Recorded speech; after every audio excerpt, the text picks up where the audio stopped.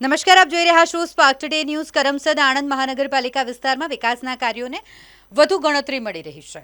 અહીં મુખ્યમંત્રી શહેરી સડક યોજના અંતર્ગત ટીપી 1 ખાતે ગામડી વડથી મિનર્વા ગેસ્ટ હાઉસ જૂના રસ્તા સુધી મિનર્વા ગેસ્ટ હાઉસ પાસે નવા આરસીસી રોડ તથા રોડની જમણી બાજુ પેવર બ્લોકના નિર્માણ કાર્યનું ખાતમુહૂર્ત ધારાસભ્ય યોગેશ પટેલના હસ્તે કરવામાં આવ્યું। આ રોડ બનતા સ્થાનિક રહેવાસીઓ અને વાહન ચાલકોને ટ્રાફિક, ધૂળ અને વરસાદી સિઝનમાં પડતી મુશ્કેલીઓમાંથી ખૂબ રાહત મળશે।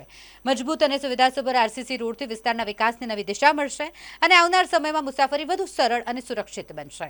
ખાતમુહૂર્ત પ્રસંગે મહાનગરપાલિકાના આગેવાનો, સ્થાનિક નાગરિકો, નવા ચૂંટાયેલા કોર્પોરેટરો, ભારતીય જનતા પાર્ટીના કાર્યકર્તાઓ ઉપસ્થિત રહ્યા હતા। આ વિકાસલક્ષી કામગીરીને લઈને સ્થાનિકોમાં પણ ખુશી જોવા મળી રહી છે। કરમસદ આણંદ મહાનગરપાલિકા સતત વિકાસની દિશામાં આગળ વધી રહ્યું છે, ત્યારે આજે 268 લાખના ખર્ચે મિનર્વા ચોકડીથી ગામડી વડ સુધીનો આ ખૂબ જ વ્યસ્ત રહેતો રોડ, જેને જૂના રસ્તા તરીકે ઓળખવામાં આવે છે, તે રોડનું નવીનીકરણ કરતા તેને આરસીસી બનાવવાની કામગીરી આજે શરૂ થઈ છે। લગભગ 1 કિલોમીટર લાંબો અને 10 મીટર પહોળાઈવાળો આ રોડ નવો બનવા જઈ રહ્યો છે। તેની જમણી બાજુ ડસ્ટ ફ્રી બનાવવા માટે બધી જ જગ્યાએ પેવર લગાવવામાં આવશે।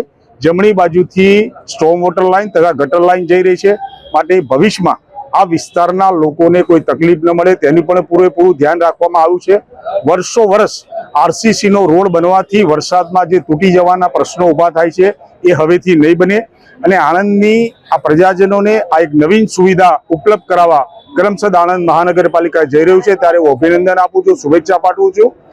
આજે ખૂબ આનંદનો દિવસ એટલે છે કે કરમસદ આણંદ મહાનગરપાલિકાના ભારતીય જનતા પાર્ટીના આજે 43 નગરસેવકોમાં ખૂબ ઉત્સાહ છે। એ ઉત્સાહ સાથે નવી દિશામાં કામ કરવાનું જોમ દેખાઈ રહ્યું છે અને ભવિષ્યમાં કરમસદ આણંદ મહાનગરપાલિકા ગુજરાતની સર્વશ્રેષ્ઠ મહાનગરપાલિકા બને એ દિશામાં આગળ કામ થઈ રહ્યું છે। આજે અમારા ખૂબ જ વરિષ્ઠ આગેવાન એવા આ વિસ્તારના રાજબેન ભાટિયા આ પ્રસંગે હાજર રહ્યા છે, અમને આશીર્વાદ પણ આપ્યા છે અને ભવિષ્યમાં પણ ભારતીય જનતા પાર્ટીની પરંપરા મુજબ ભારતીય જનતા પાર્ટીના કાર્યકરોને વડીલો તરફથી આશીર્વાદ મળતા રહેશે અને આ વિકાસની દિશામાં ભારતીય જનતા પાર્ટી આગળ વધતું રહેશે।